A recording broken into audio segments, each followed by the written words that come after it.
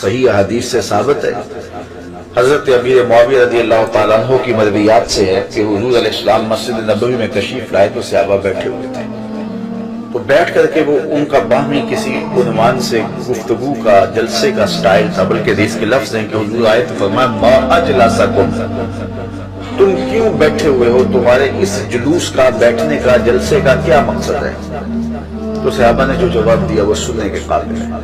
انہوں نے کہا جلسنا نذکر اللہ و نحمدہ علی ما ہدانا للاسلام و من علینا بک، حضور ہمارے بیٹھنے کا مقصد یہ ہے کہ ہم اللہ کی حمد بول رہے ہیں، اس کی ثنا کر رہے ہیں، اس کا شکریہ ادا کر رہے ہیں اس بات پر کہ اس نے ہمیں ہدایت اسلام دی اور آپ کی صورت میں ہمارے اوپر کرم فرمایا، وَمَنَّ عَلَيْنَا بِكَ، آپ کی صورت میں ہمارے اوپر کرم فرمایا۔ اور اگر اس کو حضرت حسان بن ثابت کے لہجے میں دیکھنا چاہو تو ان کے صریح لفظ یہ ہیں مَنَّ عَلَيْنَا رَبُّنَا أَن بَعَثَ فِينَا مُحَمَّدًا صلی اللہ علیہ وسلم، ہمارے رب نے ہمارے اوپر احسان کیا ہے کہ محمد عربی عطا کر دی۔ اور اگر اس کا اردو میں منظوم ترجمہ چاہو تو یہی ترجمہ ہوگا فضل رب العلا، اور کیا چاہیے، مل گئے مصطفیٰ، اور کیا چاہیے۔ من علینا ربنا ام بعث فینا محمد، انہوں نے کہا کہ ہم اس پر اللہ کا شکریہ ادا کر رہے ہیں کہ اللہ نے آپ کی صورت میں ہمارے اوپر احسان کیا۔ جب صحابہ نے یہ بات کہی تو حضور مسکرا کے گزر جاتے، کہتے کہ اچھا کام ہے، اور اگر اچھا نہیں تھا تو روک دیتے، لیکن حضور فرمایا کیا صحابہ تم اس بات پہ قسم اٹھا سکتے ہو کہ اسی لیے بیٹھے ہو؟ تو صحابہ کو حیرت تو ہوئی ہوگی کہ اس بات پر قسم لینے کا کیا مقصد ہے، لیکن حضور نے کہا تو انہوں نے برجستہ عرض کی حضور ہم اللہ کی قسم اٹھا کے کہتے ہیں اسی لیے بیٹھے ہو۔ حضور نے باقاعدہ حدیث میں آتا ہے، مسلم کی روایت ہے، سنن نسائی میں ہے، باقی کتب حدیث میں، حضور علیہ السلام نے ان سے قسم مانگی مجھے قسم دو کہ تم اسی لیے بیٹھے ہو۔ صحابہ نے حضور ہم اللہ کی قسم اٹھا کے کہتے ہیں ہم اسی لیے بیٹھے ہیں۔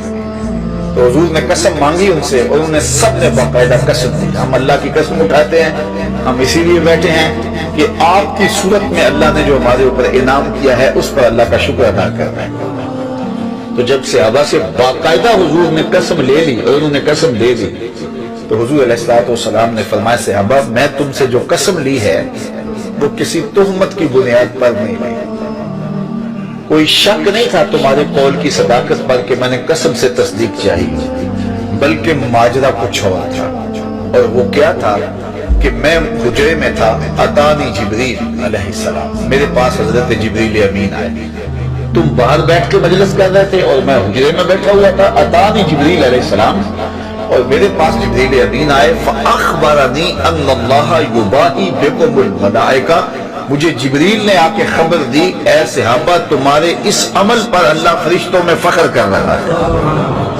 تمہارے اس عمل پر، فاخبرنی ان اللہ یباہی بکم الملائکہ، تمہارے اس عمل پر اللہ فرشتوں میں ناز کر رہا ہے، فرشتوں میں فخر کر رہا ہے کہ میں نے ان کو ایک نعمت دی تھی، کتنے قدردان ہیں کہ اب بھی بیٹھ کے اس کا شکریہ ادا کریں۔ اللہ اکبر۔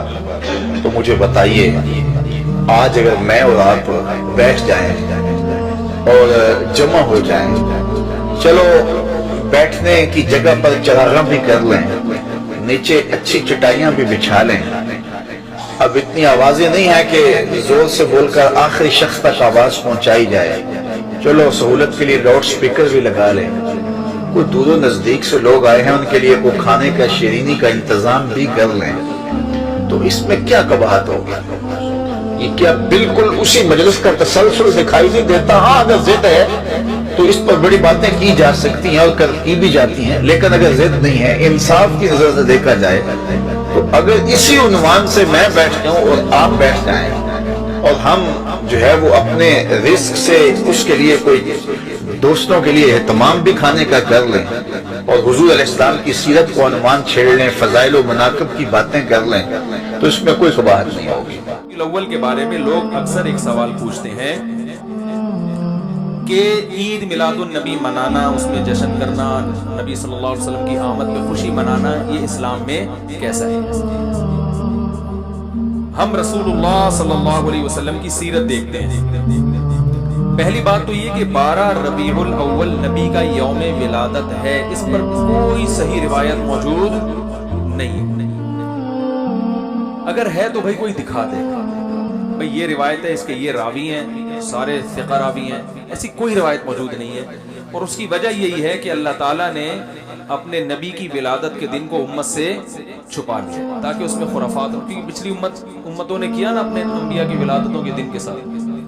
لیکن اگر فرض کر لیں، لوگ بحث کرتے ہیں نہیں جی فلاں نے لکھا ہے تو فلاں نے لکھا، چلو مان لیا کہ 12 ربیع الاول نبی کا یوم ولادت ہے، تو ہمیں رسول اللہ صلی اللہ علیہ وسلم کی سیرت میں یوم ولادت پہ کیا کرنا ملتا ہے؟ احادیث صحیحہ صحیح حدیث ہے کہ نبی صلی اللہ علیہ وسلم پیر کے دن کا روزہ رکھتے تھے۔ صحابہ نے پوچھا کیوں؟ آپ نے فرمایا یہ میرا یوم ولادت ہے، پیر کو آپ پیدا ہو گئے۔ اب دیکھو پیر کو نبی نے روزہ رکھ کے یہ بتا دیا کہ اس میں عید کا تصور نہیں ہے، کیونکہ عید اور روزہ جمع بولنا پڑے گا آپ لوگوں کو، جمع نہیں ہو سکتا۔ اب اس کو سیلیبریٹ نہیں کیا جا سکتا۔ جس دن روزہ ہو جائے گا نا، اب وہ سیلیبریٹ کرنا اس کو ممکن ہے ہی نہیں، اس میں جشن کا تصور ہی ختم ہو گیا۔ جو ہماری عیدیں ہیں ان میں روزہ رکھنا جائز ہے؟ عید الفطر کو کوئی روزہ رکھے؟ بولو بھائی، اگر جس دن روزہ رکھا وہ عید نہیں ہو سکتی، جو عید ہے وہ روزے کا دن؟ کیا خیال ہے؟ عید اور روزہ ایک دوسرے کے کیا ہیں؟ اپوزٹ، کیونکہ عید خوشی کا دن ہے اور اس کو سیلیبریٹ کرنا ہے، تو سیلیبریٹ جو کیا جاتا ہے کھا پی کے کیا جاتا ہے یا بھوکا رہ کے کیا جاتا ہے؟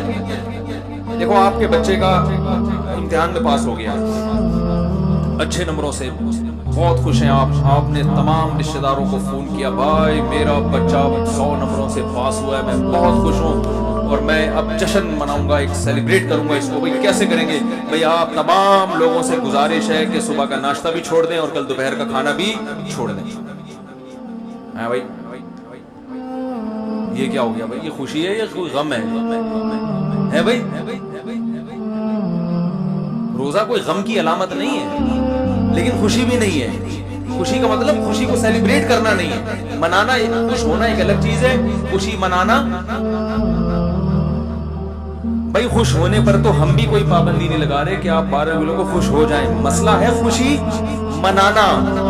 کہ ہمارے مسلم معاشروں میں جتنے ہیں، خصوصاً انڈیا، پاکستان اور ممالک میں، کہ ایک عید میلاد النبی منایا جاتا ہے، وہ birthday of the prophet. اور اگر آپ دیکھیں گے یہ 12 ربیع اول ہے، اور جہاں تک کہ ہمیں حدیث کی روشنی میں ہمیں یہ ثابت نہیں ہوتا ہے کہ محمد صلی اللہ علیہ وسلم نے کبھی اپنا سالگرہ بنائے، یا صحابہ نے یا تائین یا تبع تائین نے کبھی ان کا سالگرہ بنائے۔ تو جب محمد صلی اللہ علیہ وسلم نے کبھی کہا نہیں کہ میرا سالگرہ بناؤ، یا کبھی صحابہ نے نہیں بنائے، اور اگر آج ہم ان کا سالگرہ بناتے تو یہ بدعت ہو جاتا ہے۔ تو سالگرہ بنانے کی کوئی ضرورت نہیں ہے، ایسا کوئی اسلام ایک مذہب کے اندر نہیں ہے، قرآن میں بھی نہیں، شریعہ میں نہیں، یہ ایک ویسٹرن کلچر ہے کہ ہمیں سالگرہ بنانا چاہیے۔ اور یہ اللہ سبحانہ و تعالیٰ کی طرف سے کہ اگر آپ غور کریں گے، 12 ربیع اول محمد صلی اللہ علیہ وسلم کا برتھ ڈے بھی ہے، اور ساتھ ساتھ ان کا انتقال بھی 12 ربیع اول میں ہوا۔ تو اگر میں آپ سے پوچھوں گا کہ 12 ربیع اول ان کا ڈیتھ اینیورسری بنا رہے ہیں، برتھ اینیورسری بنا رہے ہیں، تو اللہ سبحانہ و تعالیٰ جیسا کہ مکروا مکر اللہ واللہ خیر الماکرین، سورہ عمران میں سورہ نمبر 3 آیت نمبر 54 میں، کہ انہوں نے پلان کیا اور پلاٹ کیا، اللہ سبحانہ و تعالیٰ نے بھی پلان کیا، اور اللہ از دا بیسٹ آف پلان۔ تو یہ کوئی قرآن اور حدیث کی روشنی میں ثابت نہیں عید میلاد النبی بنانا، اور ہمیں بنانے کی ضرورت نہیں ہے۔ یہ جس طریقے سے کرسچن لوگ عیسیٰ علیہ السلام کا برتھ ڈے بناتے ہیں، یہ الگ مذہب ہے، اسلامک مذہب میں اس کی کوئی اجازت نہیں ہے۔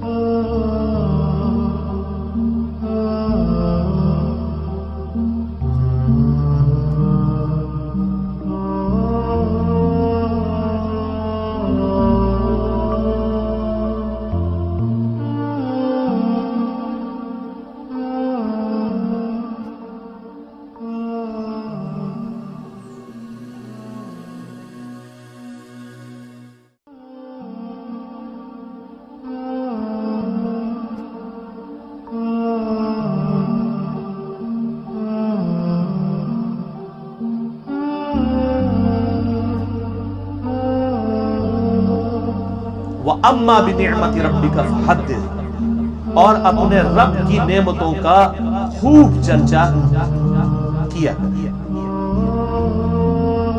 اور یہ ظاہر ہے کہ پیغمبر کی خوبی ہوتی ہے کہ اللہ کی نعمتوں کا وہ چرچا کرتا ہے کہ مجھ پہ اللہ کا یہ فضل ہے، ھذا من فضل ربی۔ پیغمبر یہ نہیں کہتا کہ حضرت صاحب کی دعا سے نگاہ مرشد، یہ نہیں ہوتا۔ پیغمبر کہتا ہے ھذا من فضل ربی، یہ میرے رب کا فضل ہے۔ تو آپ اپنے رب کی نعمتوں کا خوب چرچا کیجیے۔ یہی آیت ہمارے بریلوی بھائیوں اور اہل تشیع بھائیوں کی طرف سے کوٹ کرتے ہیں میلاد، جب وہ منانا شروع کرتے ہیں نا، اور اس میں جھنڈیاں اور یہ سب کچھ، وہ کہتے ہیں نہیں، قرآن میں آیا کہ اپنے رب کی نعمتوں کا خوب چرچا کرو۔ تو اس کائنات میں تو ہم نے سب سے بڑی نعمت اللہ کی ہے، محمد رسول اللہ صلی اللہ علیہ وآلہ وسلم۔ لقد من اللہ علی المؤمنین اذ بعث فیہم رسولا، بے شک اللہ کا احسان ہے کہ انہی میں سے ایک رسول ان میں مبعوث کیا۔ اللہ کا یہ اتنی بڑی نعمت ہے، اس میں کوئی شک نہیں ہے۔ تو میں نے اس پہ پھر کہا تھا کہ اس نعمت جو سب سے بڑی نعمت ہے، اس کو منانے کا طریقہ بھی اللہ کے نبی نے ضرور بتایا ہوگا۔ جب اتنی بڑی چیز ہے تو اس کا طریقہ آپ کے مولویوں کو تو ایجاد کرنے کی ضرورت نہیں ہے۔ تو پہلے تو ہم الزامی جواب کے طور پہ شروع کرتے ہیں کہ بتائیں کہ محمد اور آل محمد اور اصحاب محمد علیہ السلام اجمعین انہوں نے کون سی جھنڈیاں لگا کے تو میلاد منایا، کون سے جلوس نکالے ہیں؟ چلیں لائٹنگ تو آج کے زمانے کی ہے، لیکن جھنڈیاں، جھنڈے، جلوس، یہ سارے معاملات اس زمانے میں بھی ہو سکتے تھے۔ مولا علی کیا ہر سال میلاد مناتے تھے اس طریقے پہ جس طرح آپ مناتے ہیں؟ تو وہ فوراً چٹا جواب بھی آپ کو دیں گے، وہ کہیں گے نہیں تو بعد میں شروع ہے۔ جو چیز دین میں بعد میں شروع ہو، اس کو نہ کرنے والے پر کس طریقے سے ٹونٹ کی جا سکتی؟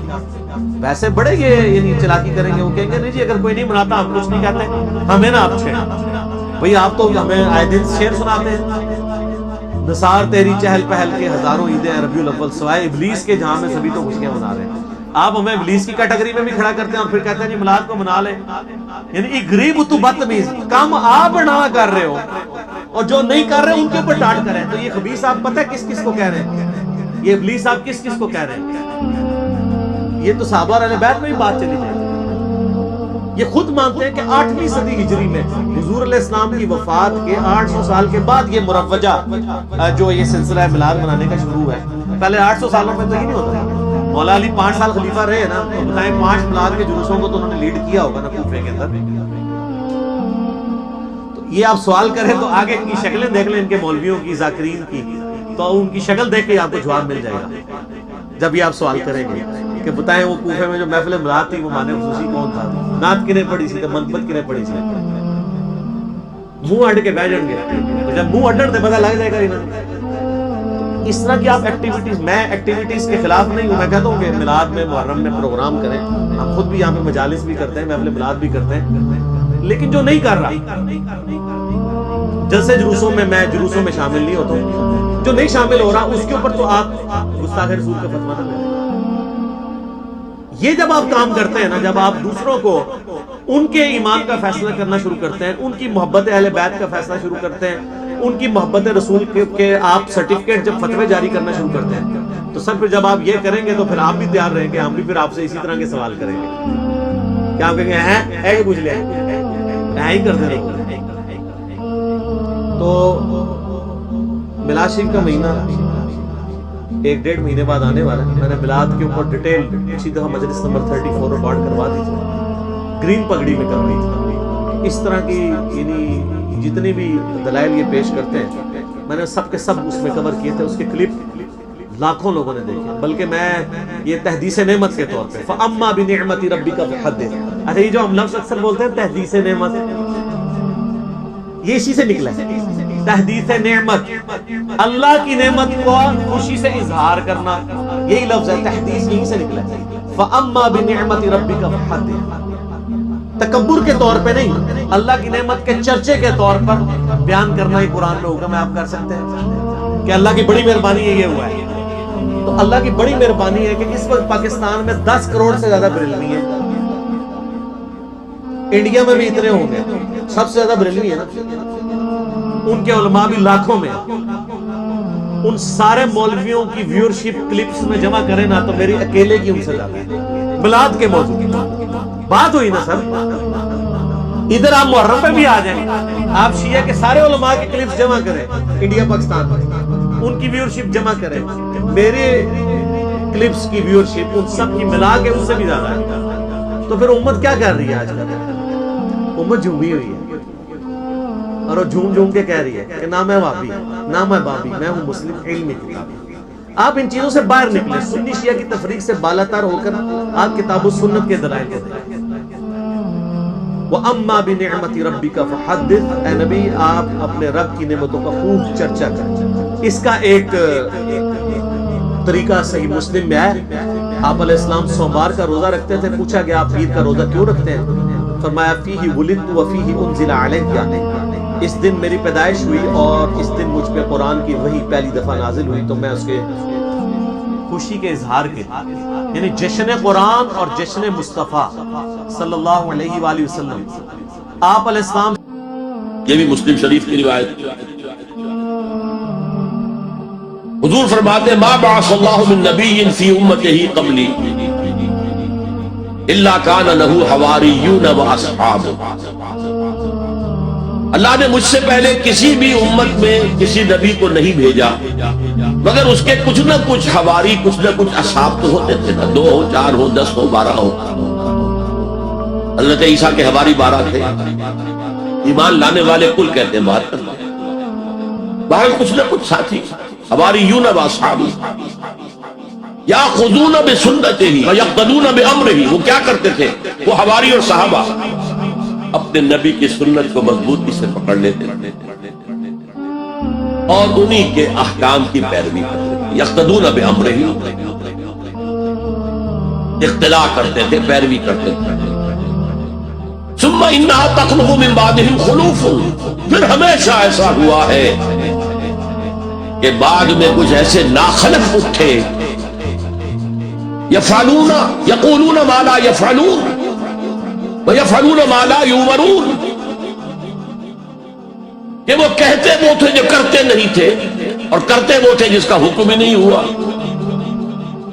عرس منائے جا رہے ہیں, یہ کوئی اللہ کے رسول کا حکم ہے؟ کیا رسول کے صحابہ کا عمل ہے؟ کیا حضور کا عرس منایا گیا؟ عید میلاد النبی ایک نئی عید ہو گئی ہے, کیا اس کا حکم دیا محمد رسول اللہ نے؟ یفعلون ما لا یؤمرون, وہ اپنی ہی ایجاد کردہ روایات ہیں, اپنی ہی ایجاد کردہ بدعات ہیں, اپنی ہی ایجاد کردہ رسومات ہیں, ان پر لگے ہوئے اور دعوے کرتے ہیں اللہ سے محبت, رسول کے عشق کے, جبکہ ان کے عمل میں نہ اللہ کی اطاعت ہے نہ رسول کا اتباع. اب جب ایسے صورت پیدا ہو جائے تو کیا کریں؟ فمن جاہدہم بیدہ فہو مومن, تو جو مسلمان بھی ان کے خلاف جہاد کرے گا اپنے ہاتھ سے, اپنی طاقت سے, وہ مومن ہوگا. ومن جاہدہ بلسانہ فہو مومن, اور جو ان کے خلاف جہاد کرے گا اپنی زبان سے, وہ بھی مومن ہوگا. وہی 3 درجے. ومن جاہدہ بقلبہ فہو مومن, دل سے نفرت رکھ کر جو جہاد کرے گا بالقلب وہ بھی مومن ہوگا. فما وراء ذلك من الایمان حبۃ خردل, اس کے بعد تو ایمان رائی کے دانے کے برابر بھی نہیں ہے.